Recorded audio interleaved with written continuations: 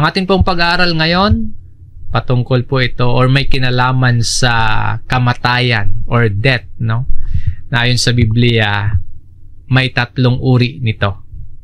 Sa Biblia po, binabanggit ang kamatayan sa 3 pangunahing kaisipan o kaya 3 pangunahing paraan. Yung spiritual na kamatayan, yung physical na kamatayan, at ang walang hanggang kamatayan. Pag-aralan po natin ito, alalahanin natin at sasariwain po natin ang aral tungkol dito kasi po may mga tao ang kanilang pananampalataya o ang kanilang paniniwala ay maaaring kulang o kaya mali yung kanilang paniniwala tungkol sa kamatayan. Ang version ng Biblia na ating gagamitin sa Tagalog po ay ang Bagong ang Biblia at ilang Revised Tagalog Popular Version. Sa English, New King James Version ang ating gagamitin. Sinasabi ng iba, ang tao daw po kapag namatay na, tapos na ang lahat. Kapag namatay ang tao, wala nang kasunod. Wala nang buhay pagkatapos na mamatay ang tao. So, ang ibig sabihin ng iba, ang katawan natin ito kapag namatay na, yung katawan natin ngayon kapag nabulok na, nasira na, o kaya bumalik na sa lupa, yun na yun, tapos na. That's it na. Wala nang kasunod. So, may mga tao sa paligid at sa panahon po natin ngayon na naniniwala silang may isang uri lamang ng kamatayan. Pero sa Biblia, merong 3 uri ng kamatayan. At sa bawat uri ng kamatayan, na ipapakita sa atin na epekto ito at bunga ng kasalanan at pagkahiwalay ng tao sa Diyos. So, ito po ang nilalaman ng ating aralin. Ito yung 3 pangunahing punto. Una, spiritual na kamatayan. Ito po yung pagkahiwalay ng tao sa Diyos dahil sa kasalanan. Ang ibig sabihin nito, kahit nabubuhay ang katawan, yung physical ay buhay, ang tingin ng Diyos sa tao dahil sa kasalanan ay patay. Yan po yung spiritual na kamatayan. Ang pangalawa, physical na kamatayan. Ito naman yung pagkahiwalay ng kaluluwa sa katawan, physical death, no? Bunga yan ng kasalanan. Pero para sa mga mananampalataya, ang kamatayang itong physical na kamatayan, pansamantala lamang. At ang kasunod nito, buhay na walang hanggan. Para po yun sa mga believers. Ngayon, para sa mga hindi mananampalataya, ang physical na kamatayan, ito ay babala para magsisi at para tanggapin si Kristo bilang Panginoon at tagapagligtas. So, yan yung physical na kamatayan. Pangatlo, walang hanggang kamatayan. Eternal death. Tinatawag din itong ikalawang kamatayan. Ang kamatayan na itong walang hanggang kamatayan, ito po ay walang hanggang pagkahiwalay ng tao sa Diyos. Dahil sa pagtangging magsisi, tumalikod sa kasalanan at pagtangging sumampalataya kay Kristo, ito yung mararanasan. Walang hanggang kamatayan o walang hanggang pagkahiwalay sa Diyos. Ito po ang 3 pangunahing punto sa ating aralin ngayon tungkol sa 3 uri ng kamatayan, ang spiritual, ang physical, at ang walang hanggang kamatayan. Kapag binabanggit po natin ang kamatayan sa pag-aral po natin ngayon, isaisip din natin ang salitang pagkahiwalay. So, kamatayan, pagkahiwalay. Now, death, separation. Ang mga kaisipang ito mula sa Biblia nagpapaalala sa atin na ang kamatayan hindi lamang po paghinto, hindi lamang po yan pagtigil ng ating buhay o yung buhay ng ating katawan, kundi isa itong spiritual na katotohanan. Meron niyang epekto sa kalagayan ng kaluluwa ng mga tao. At ang kamatayan ay resulta ng kasalanan. Basahin po natin itong Romans chapter 6 sa verse 23. sapagkat ang kabayaran ng kasalanan ay kamatayan. Ngunit ang kaloob ng Diyos na walang bayad ay buhay na walang hanggan kay Kristo Jesus na Panginoon natin. Ang sinasabi po dito, for the wages of sin is death. Ang kamatayan po ay epekto o kaya resulta ng kasalanan. Dahil sa kasalanan, nagkaroon ng kamatayan. At nagsimula po ang kamatayang ito nung magkasala sina Adan at sina Eva noon. Sa Romans chapter 5 dito sa verse 12, kaya't kung paanong sa pamamagitan ng isang tao ay pumasok ang kasalanan sa sanlibutan at sa pamamagitan ng kasalanan ay ang kamatayan. Kaya't dumating sa lahat ng mga tao ang kamatayan sapagkat ang lahat ay nagkasala. Sa Revised Tagalog Popular Version ng talatang ito, ganito yung pagkakasalin. Ang kasalanan ay pumasok sa sanlibutan sa pamamagitan ng isang tao at ang kamatayan ay pumasok sa pamamagitan ng kasalanan.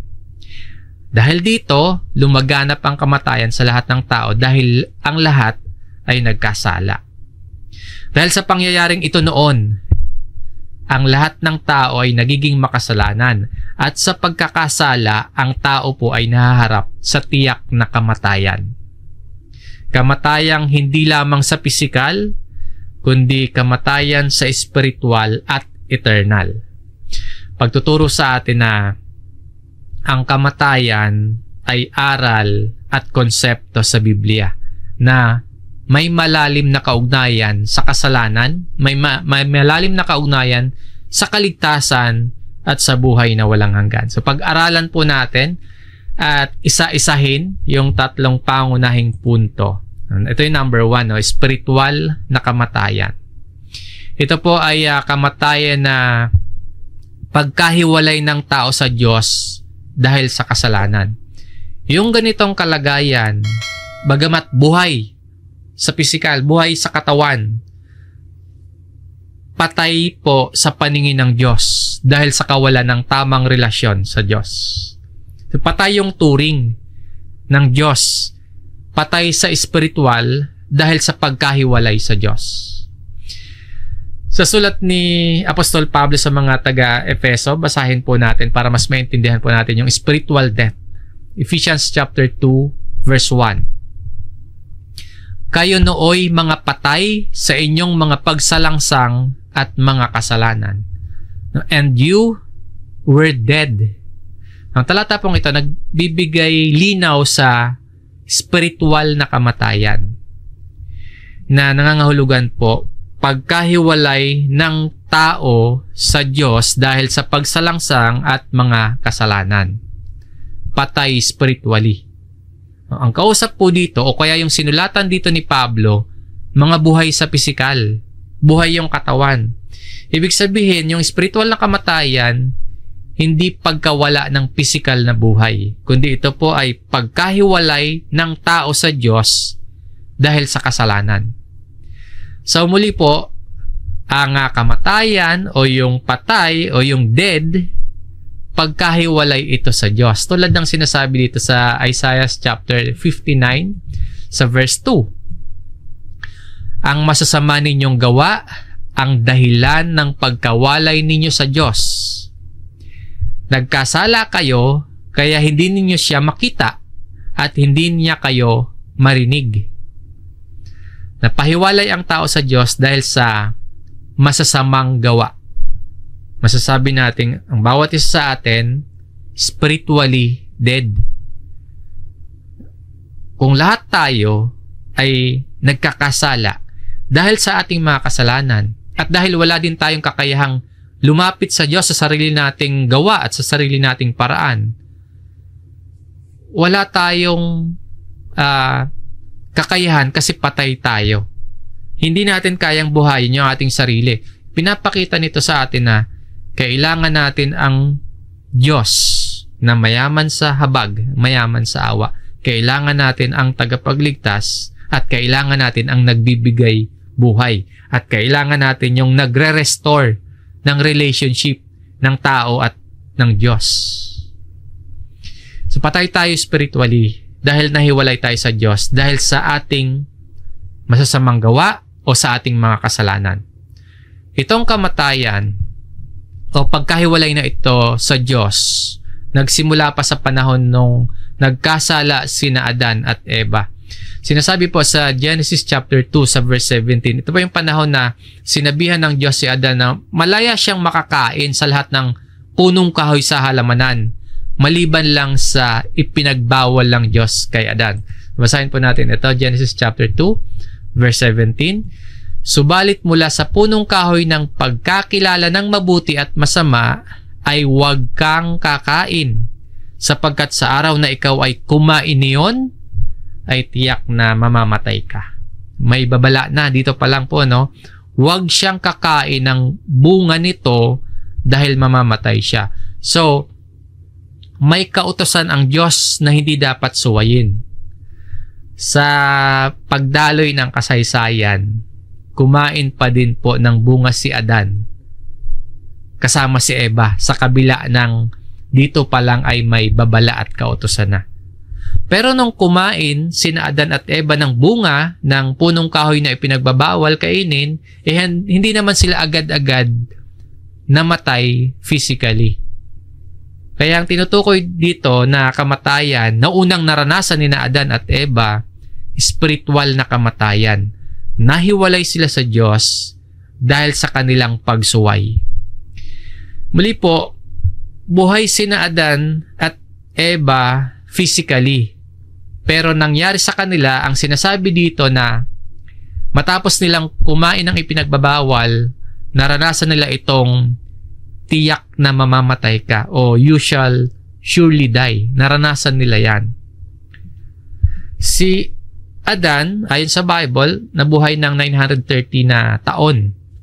Malamang halos or maaring hindi maglalayo si Eva. Maaring daan-daang taon din siyang nabuhay sa pisikal. Tulad nila Adan at Eva, physically may buhay tayo ngayon. Tulad nila, gumagalaw tayo, maaring humaba din yung buhay natin, kumikilos tayo, nag-aaral tayo, nagtatrabaho, kumakain, humihinga, nakakarinig tayo, nakakabasa tayo, no? Nakakalakad tayo, namamasyal at nag-e-enjoy tayo sa buhay, at marami pa. Buhay tayo sa pisikal. Pero kung hiwalay tayo sa Diyos dahil sa ating pagsuway, dahil sa ating pagsalangsang at sa kasalanan, kung nagtatago tayo sa Diyos dahil sa ating kasalanan, dahil sa ating pagsuway, kung hanggang ngayon po wala tayong pagsisisi at wala tayong pagsunod kay Jesus, tayo po ay patay sa spiritual. Bigyan pansin po natin at halaga yung kaisipang ito, kamatayang spiritual. Kasi po, maring ikaw sa pag-aaral mo ng Biblia, no, maring ikaw sa pananampalataya mo kay Jesus at sa patuloy mong pagpapalago ng iyong pananampalataya, maring ikaw buhay ka spiritually. Pero tingnan or bigyan pansin pa rin natin yung kaisipang ito, tong spiritual na kamatayan. Kasi baka yung mga tao sa paligid natin, lalo na mahal natin sa buhay, pamilya natin, o kaya mga katrabaho natin, mga kaklase natin, mga kapitbahay natin, or mga kamag-anak natin, kapag wala si Kristo sa puso at buhay nila, maaring sila po, yes, buhay, kumikilos, naghahanap buhay, nag-aaral. Pero kung wala si Kristo sa puso at isipan nila, ayon sa Bible, ayon dito, spiritually dead sila. Kahit nakikita mo na physically alive, pero kung namumuhay na hiwalay sa Diyos, walang pagsampalataya kay Jesus, walang pagkilala kay Kristo at walang pagkilala sa kanyang salita, ang tao po na iyon ay patay sa spiritual. So huwag nating sayangin yung bawat pagkakataon na meron tayo. Ang solusyon po sa spiritual na kamatayan, pananampalataya kay Kristo. Kaya ibahagi natin sa kanila ang mabuting balita ng kaligtasan. I-share natin sa kanila sa abot ng ating kakayahan. Ibalita natin sa kanila ang ebanghelyo. Ang ikalawang punto, ang isa pang kamatayan, pisikal na kamatayan. Bunga o resulta nga po ng kasalanan, nagkaroon ang tao ng kamatayan. Kasama itong pisikal na kamatayan. Ito yung kalagayan na ang katawang lupa, namamatay. Then, yung espiritu o hininga ng buhay at yung kaluluwa, humihiwalay. Ang katawan, itong physical body natin, masisira. Babalik sa alabok. Yung espiritu o hininga ng buhay, bumabalik sa Diyos. At yung kaluluwa, patuloy yan na umiiral, tutungo yan sa Hades. Yung Hades naman, binubuo ng lugar ng paghihirap at sinapupunan ni Abraham. So, ganun po yung physical na kamatayan. Sa Ecclesiastes chapter 12, ganito yung sinasabi sa verse 7. Mangangaral chapter 12, verse 7. Alalahanin mo siya bago manumbalik sa alabok ang ating katawang lupa at ang ating hininga ay magbalik sa Diyos na may bigay nito. So, may katawang lupa. Then, may hininga o spirit at merong kaluluwa. Darating yung panahon, ang ating katawan, itong katawan natin, manunumbalik sa alabok. Iyon yung physical na kamatayan. Yung katotohanan na ipinapakita ng talatang ito tungkol sa kamatayan ng tao, yung katawang lupa ng tao na galing sa alabok, babalik sa alabok. Pagkatapos na mamatay. Yung spirit naman, yung hininga ng buhay, babalik sa Diyos. Yung kaluluwa, ganito yung sinasabi sa Lucas chapter 16, yung talinghaga tungkol sa taong mayaman at si Lazaro. Basahin po natin. Lucas chapter 16 verse 22 at 23. At nangyari, namatay ang pulubi at siya'y dinala ng mga anghel sa kandungan ni Abraham. Namatay din na naman ang mayaman at inilibing. At mula sa Hades na kanyang pinagdurusahan ay tumingala siya at nakita sa malayo si Abraham at si Lazaro sa kanyang kandungan. Yung tinutukoy naman dito, hindi po katawang lupa. Kasi inilibing na yon yung katawang lupa. Babalik na yon sa alabok. Hindi din espiritu yung tinutukoy dito kasi babalik na yon sa Diyos. Ang tinutukoy dito, ang kaluluwa. Yung kaluluwa ng mayaman, napunta sa Hades ng pagdurusa. Samantalang yung kaluluwa ni Lazaro, napunta sa kandungan ni Abraham. So, ganyan po yung nangyayari, no? Kapag dumating sa punto ng buhay natin na itong buhay natin, itong lakas natin, natatapos na. Yung physical death, nararanasan natin. Physical na kamatayan. Karaniwan yan. Kapag may edad na tayo, or mahina na yung katawan natin, may malubha tayong karamdaman, o kaya po, na-aksidente tayo, napinsala ng sobra itong ating katawan. Yan yung physical na kamatayan. Yan yung sinasabi natin na nalalagot yung ating hininga. Sa Hebreo chapter 9 verse 27, at yamang itinakda sa mga tao ang mamatay na minsan. Humiwala yung espiritu sa katawang lupa, bumalik sa Diyos. Yung kaluluwa naman, may patutunguhan. Yung physical body natin na to, masisira, babalik sa lupa. Yung katawang lupa, kapag nawala ng buhay, ang tawag dyan, physical na kamatayan.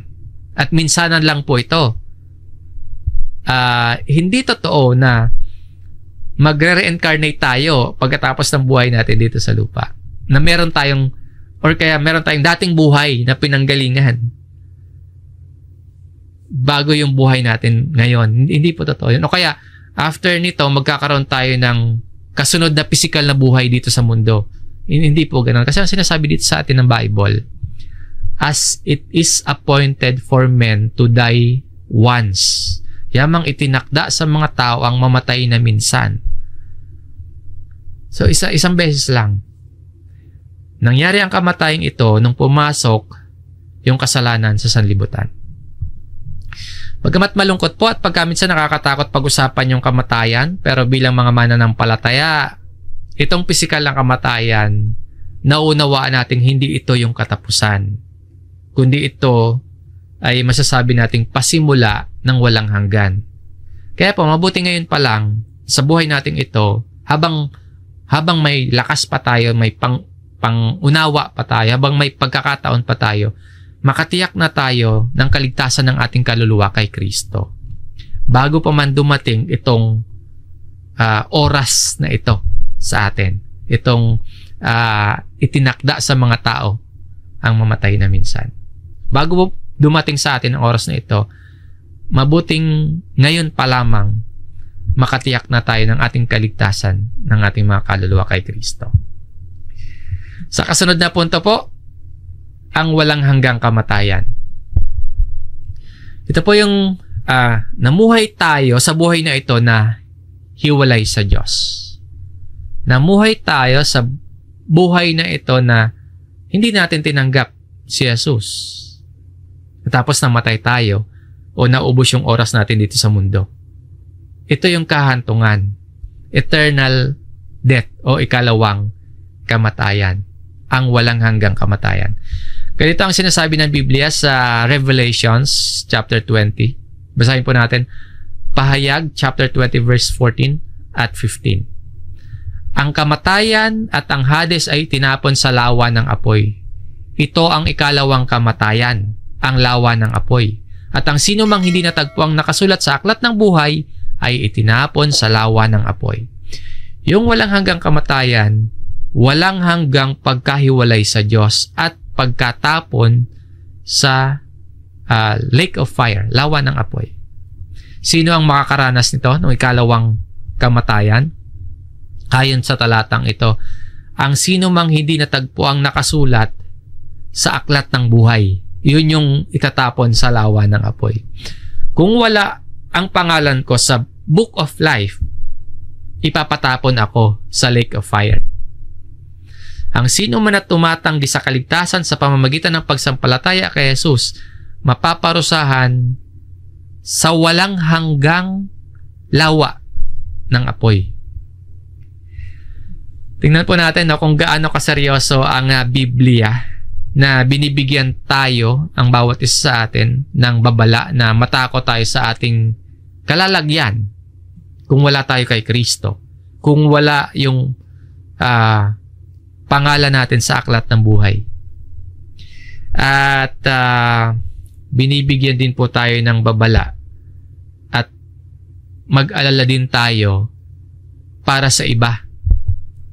Kung sila man po ay abutan ng kamatayan na pisikal na hindi sumasampalataya kay Jesus, ikapag-alala din natin yon dahil sa katotohanan ito. Sa sulat ni Pablo sa mga Kristyano sa Thessalonica, basahin natin ito, ikalawang Thessalonica chapter 1 verse 8 at 9, na nasa nagliliyab na apoy na magbibigay ng parusa sa mga hindi kumikilala sa Diyos at sa mga hindi sumusunod sa Ebanghelyo ng ating Panginoong Hesus.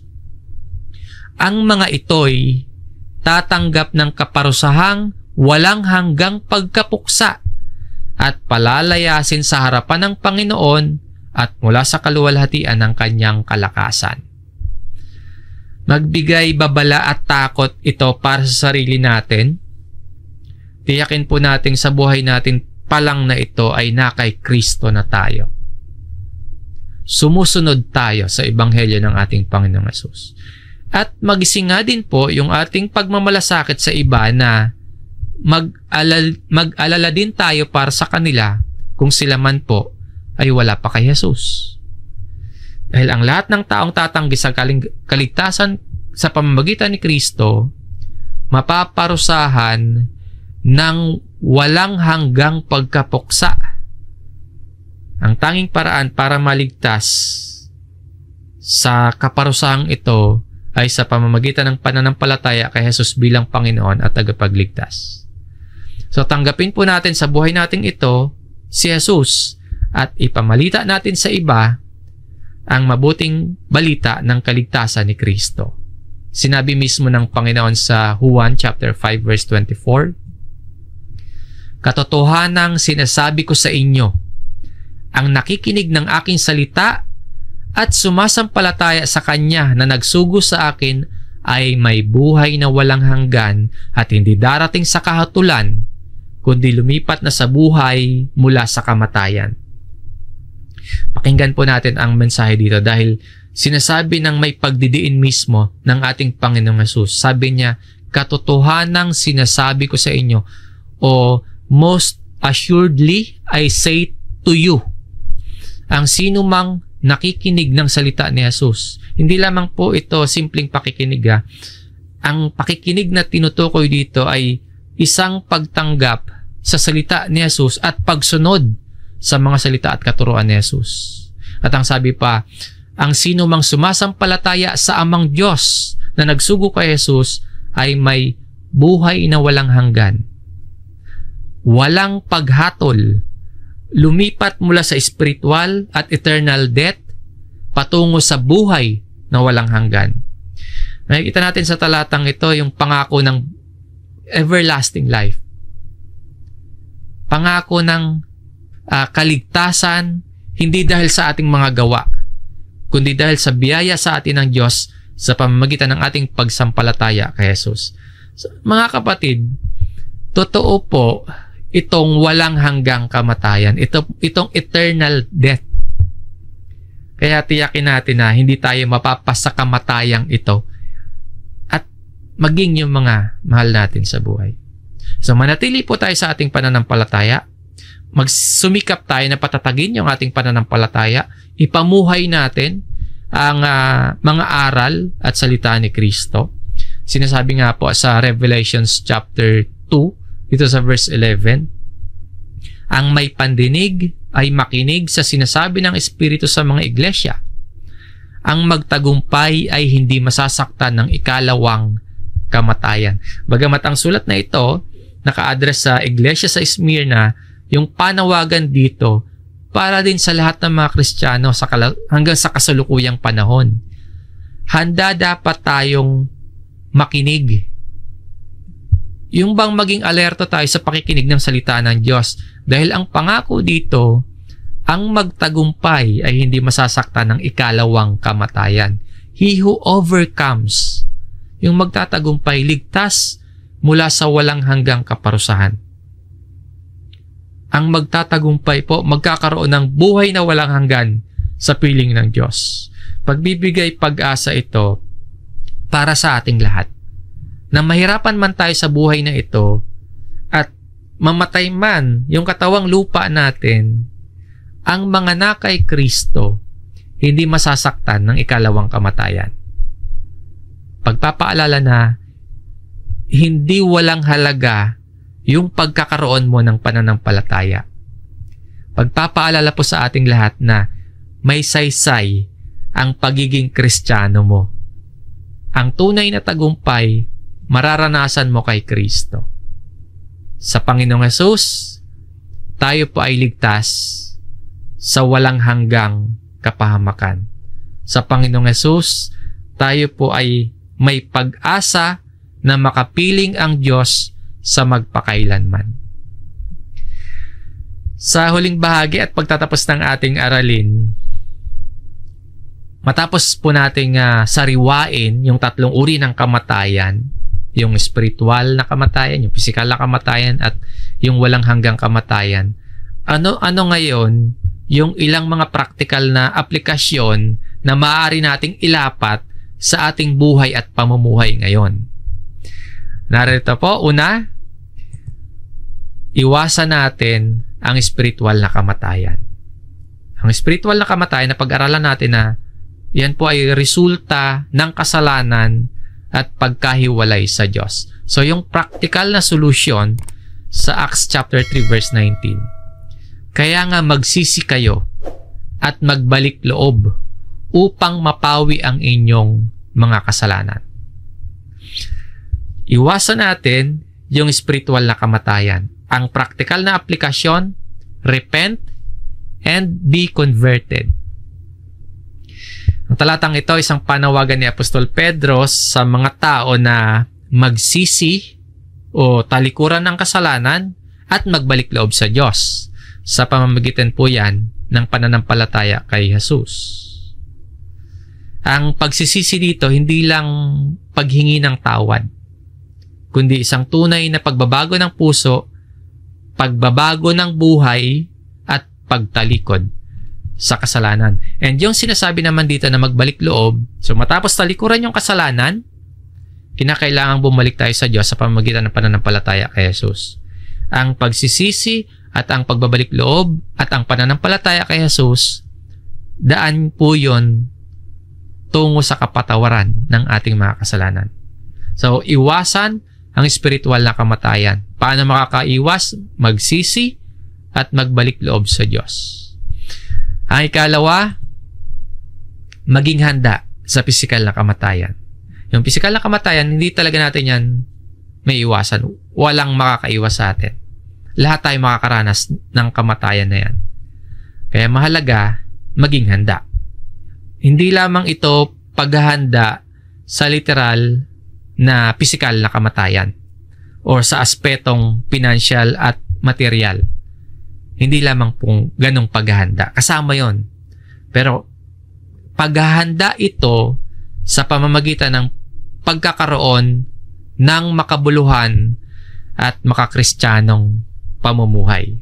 Sabi nga po sa sulat ng mga ngaral, basahin po natin itong Ecclesiastes chapter 12 verse 1. Alalahanin mo rin naman ang lumikha sa iyo sa mga araw ng iyong kabataan bago dumating ang masasamang araw at ang mga taon ay lumapit na iyong sasabihin, wala akong kasiyahan sa mga iyon.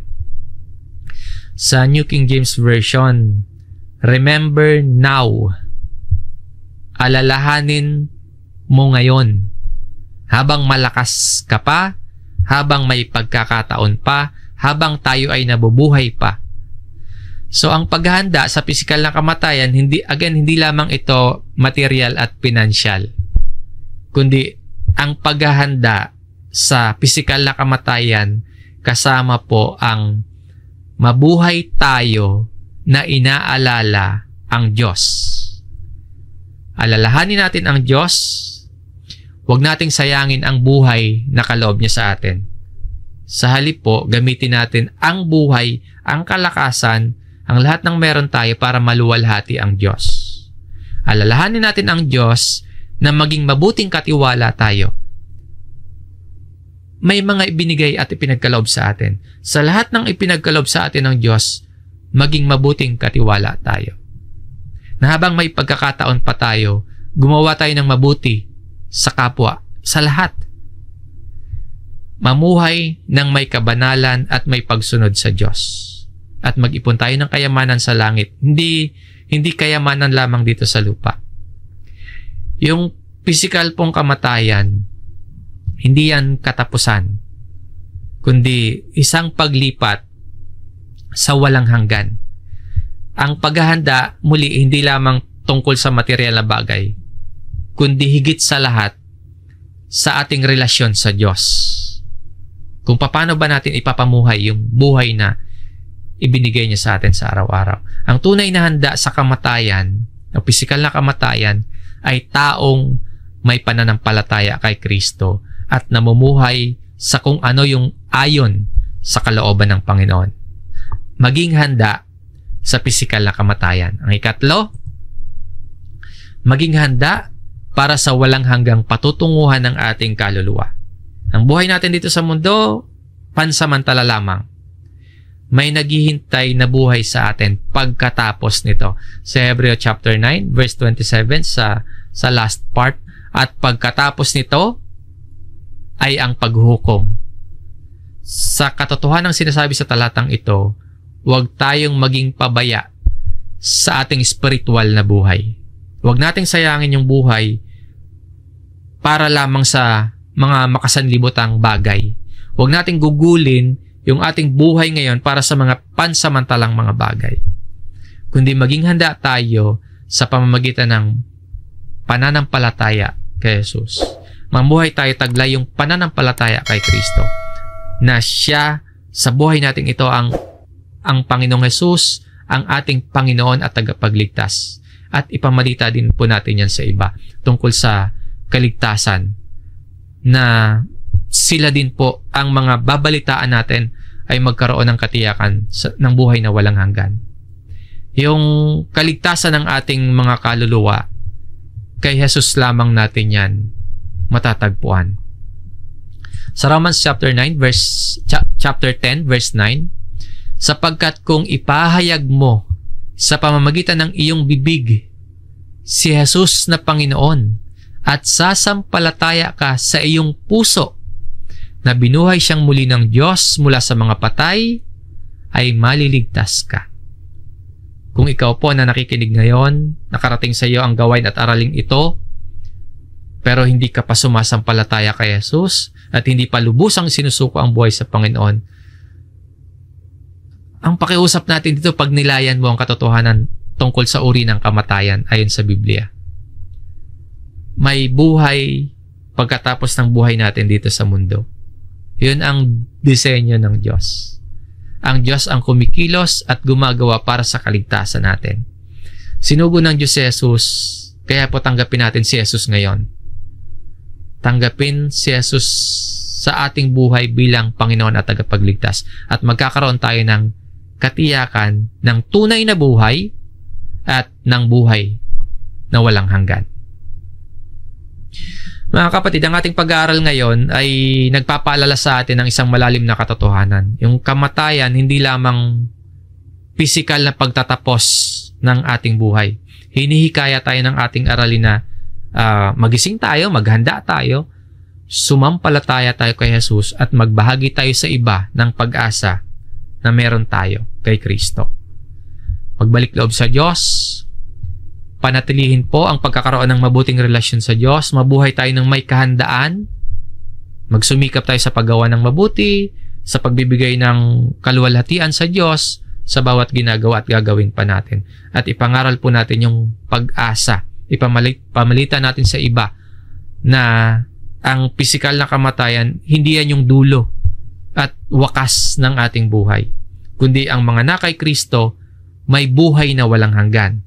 Pero, ang mga namumuhay naman na wala kay Kristo, kapahamakang walang hanggan ang sasapitin.